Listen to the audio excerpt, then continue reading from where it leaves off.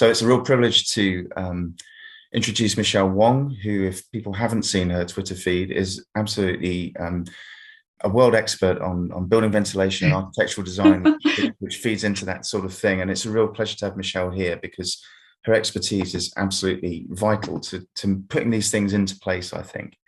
So Michelle, thank you for coming. Could I just start off by asking a pretty direct question, which people might be a little bit unaware of, is that some people refer to buildings as sick buildings. Now, could you explain what this means? Thanks, by the way, for inviting me. So as an architectural designer, I've worked on a lot of projects like residential and apartment blocks and office blocks, theatre design to construction. And it's very complex and it needs to integrate ventilation in that. When we think about indoor air quality, some of the things that you may not realize is that the indoor air can be 5 times more contaminated than the outdoors. And that can actually produce a range of health conditions. And that phenomena is known as sick building syndrome. And so I'm just going to give some examples. So for instance, you might find you get tired and lethargic. You might be getting a headache at the end of the day. That relates to a buildup of CO2, stale air in your room, not being replenished by that outdoor air. And then you think, well, what are all the other contaminants in the space that influences the air? And, it could be the paint in the walls, the insulation, the formaldehyde off the chairs, and then it's the shared breath of the cough and the colds with everyone in the space. They produce a variety of triggers for health problems. And then you think, but how good is that air outdoors? If the air outdoors is dusty and highly pollinated and polluted, it's going to make my vacuum filter black.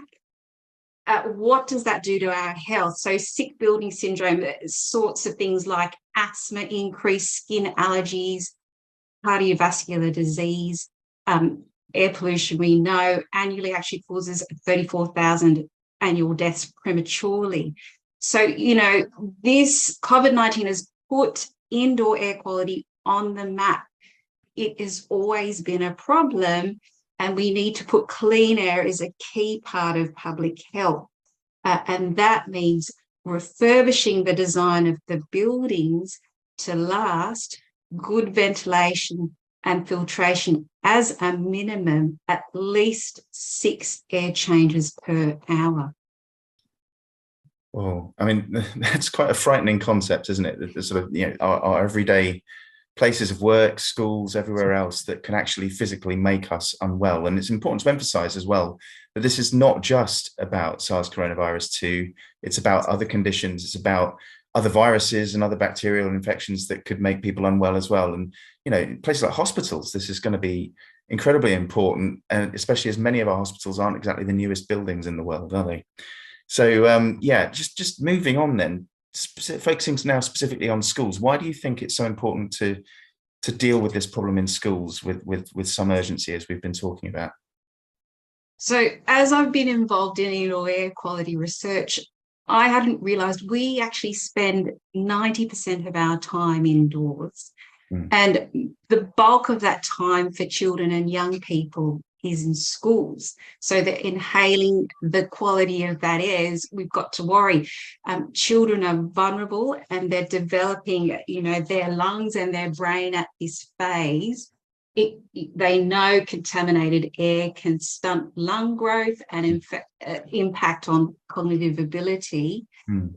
So the Lancet did a report last year, a COVID-19 Safe Schools Task Force did a report showing that good ventilation and air cleaning can increase child pupils' focus and test scores and decrease the rate of illness and absence and things like asthma. So where children learn is as important as what they learn. That is quality learning. the government must invest in safe learning for healthy learning environments. No, I think that's really important. And, you hear quite a lot of stuff on social media about how some people believe that kids should be getting ill all the time to try and boost their immune system, some sort of warped hygiene hypothesis theories, which really don't help in these sorts of scenarios, do they? So that's great. So, we've talked about this briefly with Kim, but what do you think could feasibly and should be done this summer?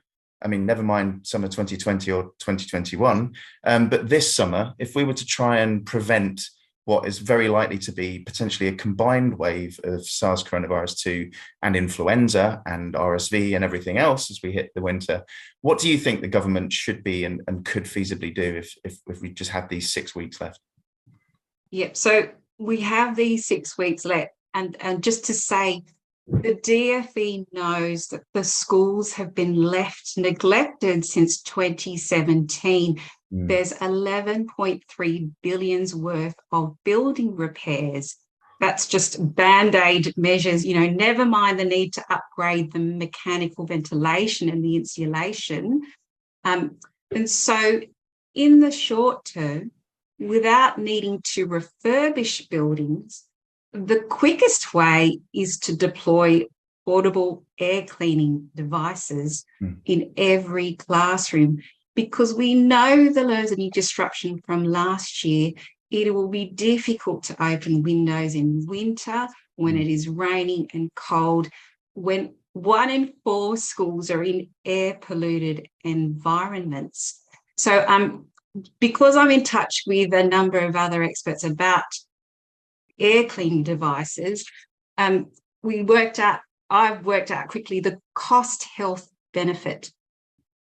So, you could spend £30 for your child on a supply teacher to teach the kids when the teacher's sick, or you could spend, half of that, £10 to £15 on a clean air filter unit for the classroom that will give clean air for the entire year, keep the teachers happy, make the pupils, enjoy their learning because it's a healthy environment and they're attending. So it's a no-brainer. It's a win-win to invest now in this time to deliver portable HEPA cleaning units, or air cleaning devices, shall I say. Yes. Yeah.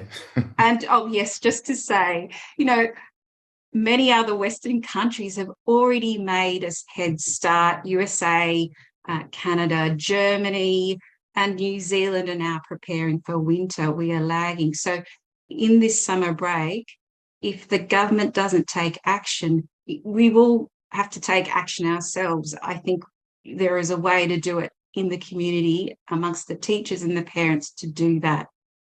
No, absolutely. And, important to say that if we do have these filters in, then these CO2 monitors, which are already probably set at the wrong red level, aren't really going to make much difference, because the CO2 doesn't go down with a HEPA filter, in case people are just wondering about that. Thank you so much, Michelle. We'll almost certainly come back to you with the public questions, but I'll now hand back over to Susan, who's going to introduce our next guest.